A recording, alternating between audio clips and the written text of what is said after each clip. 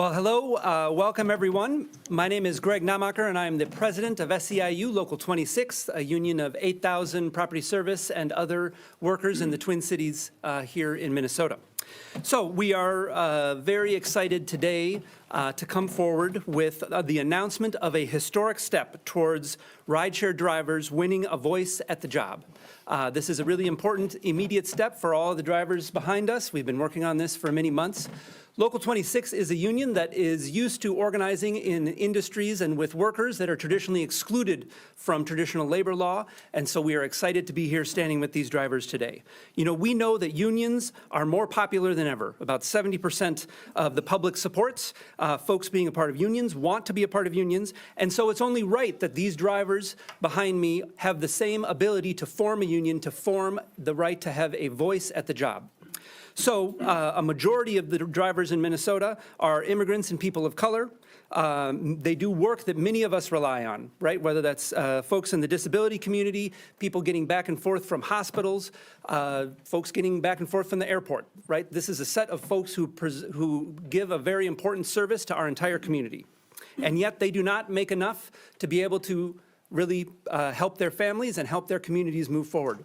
So we were proud to be a part of a driver-led coalition in the last two legislative sessions, and thanks to many of the folks here, including many of the legislative sponsors, to be able to win some first steps towards addressing some of these problems in the rideshare industry. Those were important first steps, but it's also clear that without a voice at the table, without a permanent voice where drivers can make sure that they are negotiating and figuring out how to make these jobs good jobs that can actually support their families, without that voice, these problems are going to continue to come back to the legislature. And the legislature does not need to be the HR of huge multi-million-dollar global corporations like Uber and Lyft. This is a path to be able to form a union so that these drivers can deal with those issues directly with the companies. So we want to thank the other legislators that are here today to show their support and to acknowledge the extraordinary leaders, both here who stand behind me, the drivers themselves, and also other community allies such as Satul, who are here with us. So first of all, thank you, all of you. Round of applause.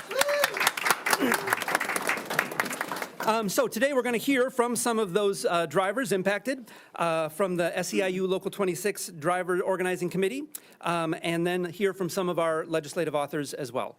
So with that, the first speaker is Abdi Haibi. He is a rideshare driver and member of SEIU Local 26 already as a security officer. Abdi.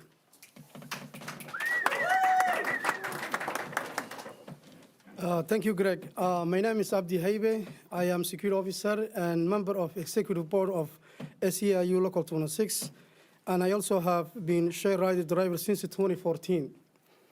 I'm excited to be here today, and I'm excited to be here today as a share ride driver.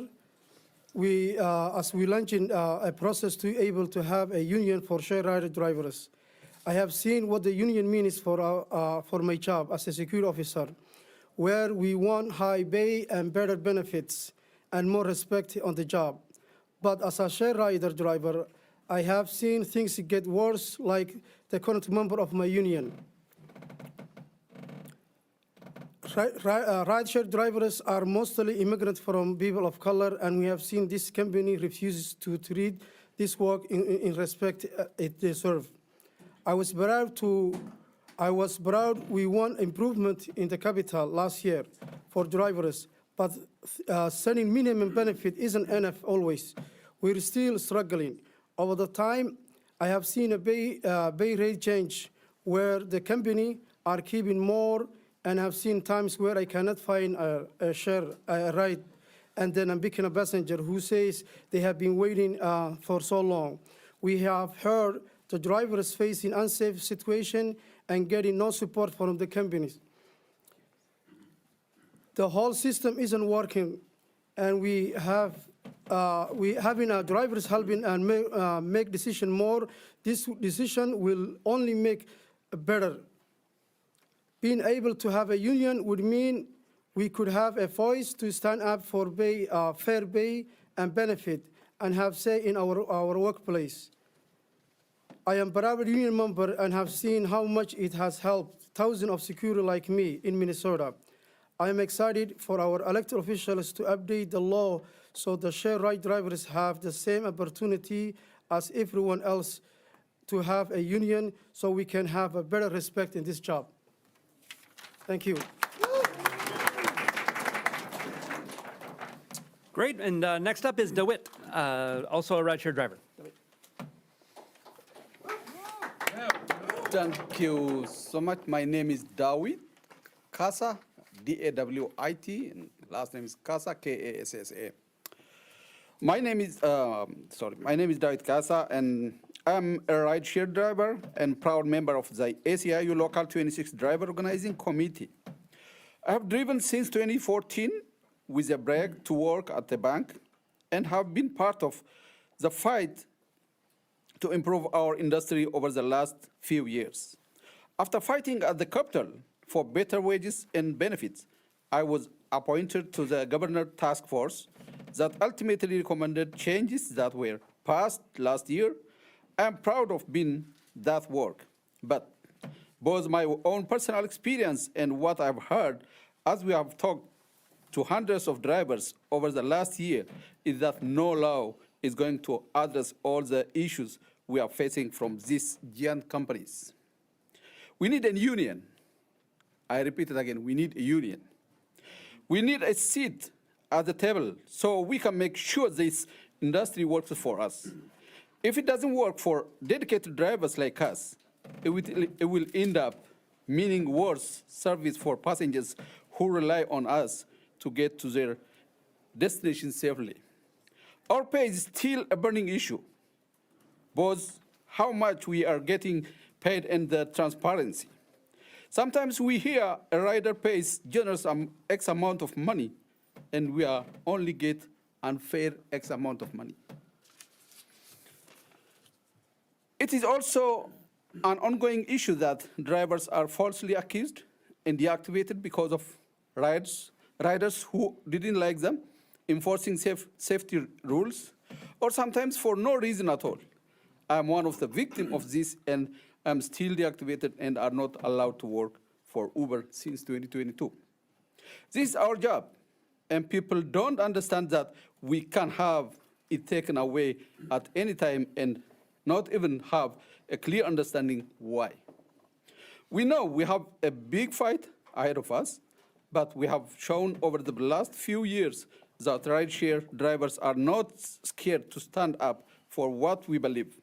Now we will be working with our political champions to make sure state law is updated so drivers like me have the same chance to form a union, like everyone else, to make sure drivers have what we need to care for our families and ensure our riders have the best experience possible.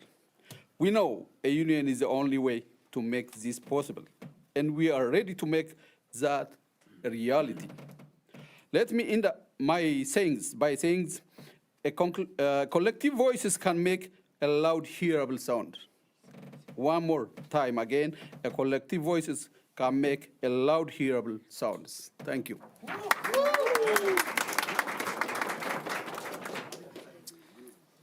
Thank you, DeWitt.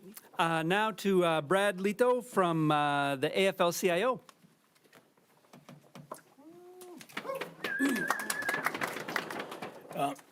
Thank you. As Greg said, my name is Brad Leto, and I'm Secretary-Treasurer of the Minnesota AFL-CIO. The state's federation, more than 1,000 local unions that represent more than 300,000 working people from every corner of our state, every walk of life, and nearly every job. And all of these folks from SEIU we've worked with them for years, and now they are actually affiliated with the national AFL-CIO, which means there's even more power. As billionaires take more and more power in this country, working people everywhere are coming to the same conclusion that these rideshare drivers have. It's better in a union. We saw in the last few years rideshare drivers organized to win improvements to pay and benefits, which has been mentioned, but we know the best solution to winning fair jobs is having a union so workers can negotiate with these companies and sign a contract. We are proud to be here today, and I am proud to be here today in support of working with legislators pushing to fix this issue to make it clear that rideshare drivers have the same right that most workers have to choose whether to form a union. Rideshare drivers do critical work every day, getting Minnesotans safely to and from their destination, medical appointments, and everything else. And they deserve better than what they are currently facing. Minnesota's labor movement is proud to stand with these workers because we believe that every worker should have the right to a union. And we're excited that this bill, if passed, would give them that right. Thank you very much.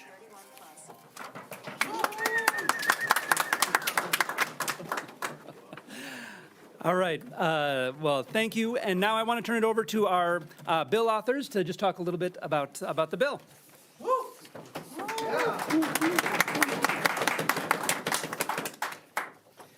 Good morning, and I am Representative Samakab Hussein, District 65A, first name S-A-M-A-K-A-B, last name H-U-S-S-E-I-N. I'm honored to be here with the community and the unions, and I'm excited to be part of the history today. Unions are the backbone of America, and the fairness, protecting workers' rights, and ensuring that every voice is heard in the fight, whether it's the dignity, economic justice, and opportunity for all. Minnesotan rideshare drivers keep our community moving, but they still do not have a real voice in industry that they support and they are passionate about. Last year, we made progress toward fair wage, but big rideshare companies continue to do the bare minimum while making billions. It is time for change. This bill will give drivers the right to reform union and negotiate fair pay and protections, like just any other workers. We are following model that worked in Massachusetts, and we're trying to implement it, the same model right here in Minnesota. We just people voted for it. If drivers to choose unionized, they can negotiate one contract with all rideshare companies voted on drivers across the state. This bill will create a real accountability and stop companies from expelling drivers or misleading the public. Let's be clear, this will not hurt any communities that depend on rideshare drivers. The real problem is corporate greed, not drivers asking for fair treatment. This bill is about fairness, dignity, and economic justice. And that's what the drivers has been asking for the last 2 years and beyond that. And this will address that issue that we are coming together today. This bill is being drafted now and will be introduced this session. Lawmakers must listen to drivers, hear their concern, and work with those people that are vulnerable for better future. Let's get this done and move forward for those drivers.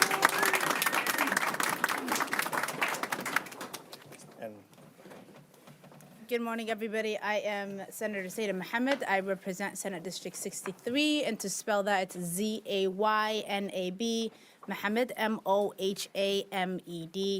Last year's legislation was an important step forward.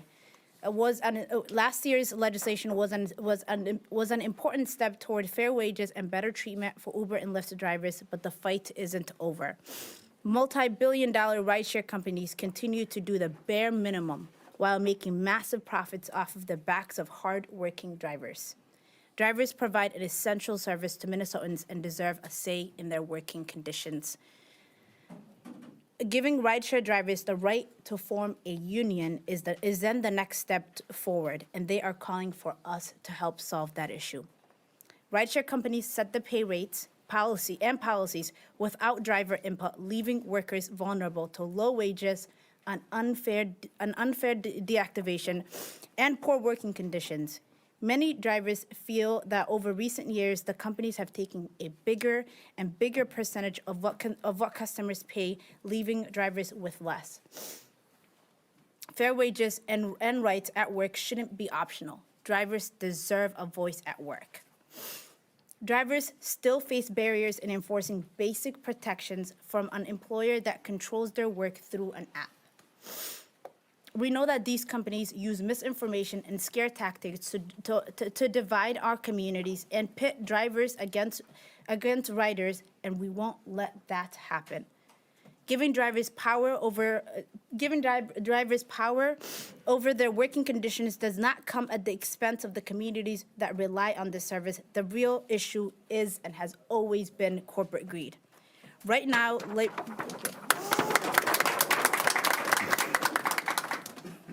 labor law claims that these drivers don't have the right to form a union, like most workers, denying them the best path forward to fix the industry. The best way to hold these companies accountable is to give drivers a seat at the table. This bill creates a process for drivers to form a union and negotiate fair pay, benefits, and protections. At a time when unions are more popular than ever as a counterbalance to corporate greed, it is only fair that these drivers would have the same chance as other workers to form a union. We are following the same model. We are following the model passed by Massachusetts voters this fall, all while working to make a Minnesota-specific language to ensure that this bill meets the unique needs of our state. This bill sets up a process for drivers to petition to form a union, regardless of whether they are considered employees or independent contractors. Drivers are already putting in the work every day, and it is time they have a voice and power in the industry that they sustain. This bill will update the law to ensure that rideshare drivers have the same rights as other workers to collectively bargain for fair wages and better working conditions. And under this law, if drivers sign a petition and to form a union, they would negotiate with all TNC companies on a common contract that would then go to drivers statewide. It will ensure that drivers, not just executives, have a say in the policies that impact their livelihoods. It will establish accountability, like my House author said, for companies that continue to put profits over people. It will protect both drivers and communities that they serve. Corporations are the only ones. Corporations are the only ones who have always been exploiting vulnerable communities, not the workers trying to earn a living wage. And so the bottom line is that this bill is about fairness. Like Samba Cobb said, it is about dignity, and it is about economic justice for Minnesota rideshare drivers.